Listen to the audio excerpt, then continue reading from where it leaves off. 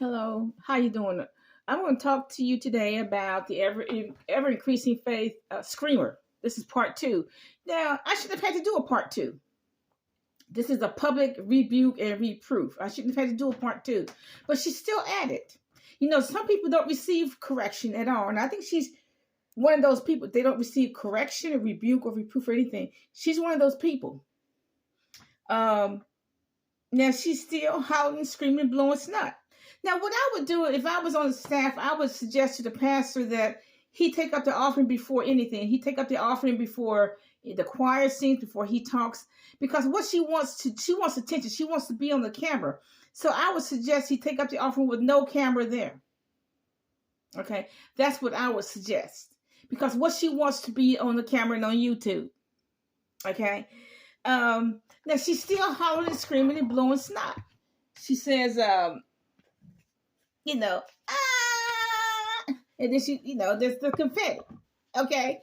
It's still foolishness. She hasn't learned her lesson. Now, she looks like a Muppet. Dark skinned black woman with short hair. She looks like a Muppet. Now, what we would say in Appalachia is that she's just acting the fool. That's what acting the fool in church. That's what we would say in Appalachia. I've been in church for a long time. When I was young, particularly under the age of 18, I just went to church to have something to do on Sunday. My mother sent us to church basically to get us out of her face for a couple of hours. That's why we went to church. I didn't get nothing out of it. But I know we didn't act like that. I know that much. We did not act like that. Clap when there's an offering. And I know we didn't do that. Clap when people come to the altar. It was something being around a lot of heathens, young people who are heathens. That was something.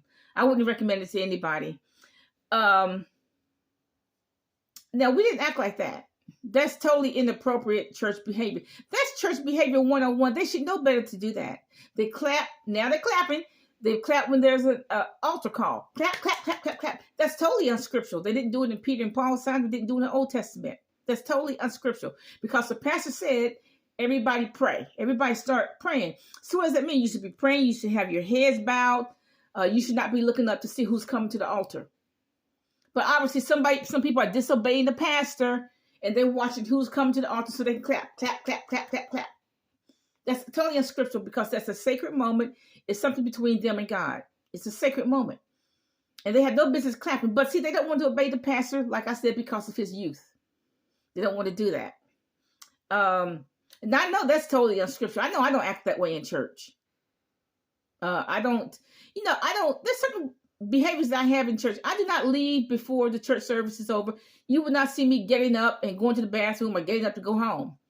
If I'm going to be there for an hour or two, I'm going to be there for an hour or two. I'm not rude like that. See, what a lot of people say when people come to the altar, when they have the altar call, that everybody should be praying, nobody should be looking up. And that's what is inferred. When he asks everybody to pray, it is inferred you should have your head bowed.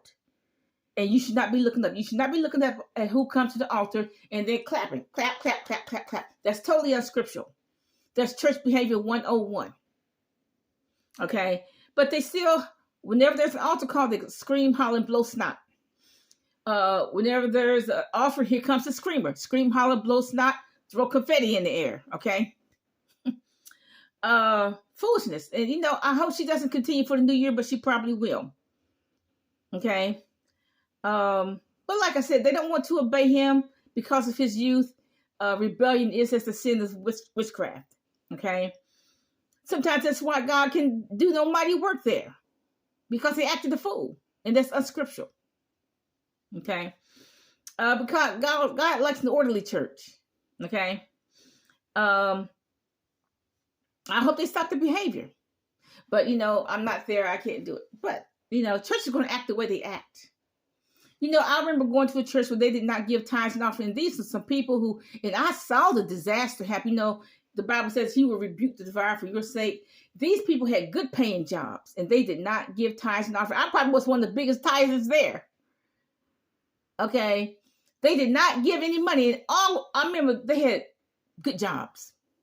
And there's no excuse why they wouldn't tithe. Okay, but they would not They would not tithe. And I saw one disaster after another. Some people got their cars flooded, during the hurricane season. Some people lost a job just like that, because God said if you tithe, He would rebuke the devourer for your sake. Okay, so since you didn't tithe, He had no obligation to rebuke the devourer. And I saw one disaster after another. People losing their jobs, all kinds of disasters because they did not tithe. Like I said, I didn't even hardly have any money, and I was one of the biggest tithers there. Okay, but see, that's disobedience. Disobedience is as a sin of witchcraft. I hope they do better in the new year, and I hope every church does better. Bye.